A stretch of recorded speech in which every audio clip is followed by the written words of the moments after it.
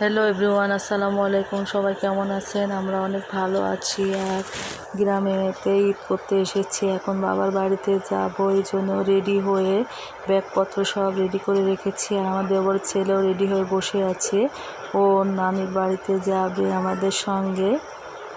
আর আমার মেয়ে রাস্তাতে ঘোরাঘুরি করছে কখন আম্মু যাবে, এই জন্য। আর আমার ভাইয়ের মেয়ের জন্য কয়েকটা পুতুল নিয়েছি ব্যাগে। চারিদিকে কিন্তু সবুজে ঘেরা, বাইরে রোদ ছিল অনেক, আবার বাতাসও ছিল। আর এখন দুপুর 12টা বাজে, ভরা দুপুর। এখন আমরা বাবার বাড়িতে যেয়ে খাওয়া দাওয়া করব দুপুরে। বের হতে হতে দুপুরই হয়েছে। আর এটা হচ্ছে আদর্শ কলেজ, অনেক স্টুডেন্ট এখানে লেখাপড়া করে। এক সময় কিন্তু এখানে আমরা মানুষ হয়েছি, কিন্তু এটা হচ্ছে ইতিহাস হয়ে আছে। আস্তে আস্তে সব কিছু প্রাচীন হয়ে যাবে, আর নতুন নতুন বাচ্চা ভর্তি হবে, আমরা পুরাতন হয়ে যাব। আর নানুর বাসাতে বাচ্চারা গেলে অনেক ফ্রি সময় কাটায়, ওদেরও খুব ভালো লাগে, কাজিনরা থাকে এই জন্য। আর রাস্তার পাশে এই দোকানগুলো দেখেন দুপুরের সময় জন্য বন্ধ রয়েছে। আর গ্রামের বাড়িতে সবারই কিন্তু আম গাছ রয়েছে। আর আম্মা ওইদিকে রান্না বান্না করে রেখেছে, ফোন দিচ্ছিল এসে খাওয়ার জন্য। আমরা কিছুক্ষণের মধ্যে পুষায় যাব, যে দুপুরের খাবার খাবো।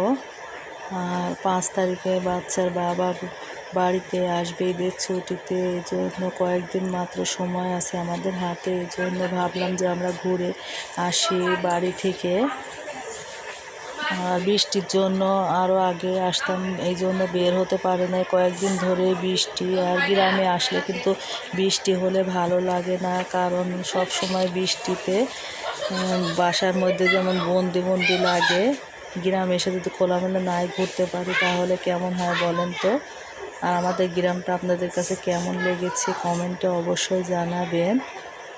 আর ঈদের ছুটিতে আসলে সবাই একটু মুক্তভাবে ঘোরাঘুরি করতে চায়, সবার ভালো লাগে।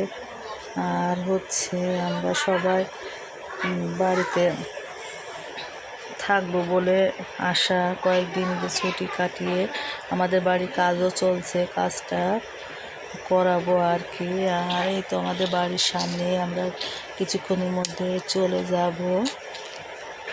আর এদিকে দেখছিলাম একটা বাড়িতে আম পাড়ছিল। আর হচ্ছে সামনে আমাদের বাড়ির রাস্তা, এটা হচ্ছে আমাদের বাড়ির পাশের বাড়ি। আর এই বাড়িটাই হচ্ছে আমাদের বাবার বাড়ি। আমাদের বাবার বাড়িতে 2টা বাড়ি, এটা সামনের বাড়ি, পিছনে আরেকটা বাড়ি আছে। আর বাড়ির মধ্যে ঢুকে দেখে আম্মা রান্না করে রেডি করে রেখেছে। আর এখন হাত মুখ ধুয়ে ফ্রেশ হয়ে আমরা দুপুরের খাওয়া দাওয়া করব। ব্যাগ ট্যাগ রেখে এখন আম্মা খাবার রেডি করেছে, গরুর মাংস, ডাঁটা সবজি রান্না করেছিল, পোলাও করেছিল। আমরা দুপুরে খাওয়া দাওয়া করে রেস্ট নিলাম। আর আজকের ভিডিও এখানে শেষ। আল্লাহ হাফেজ।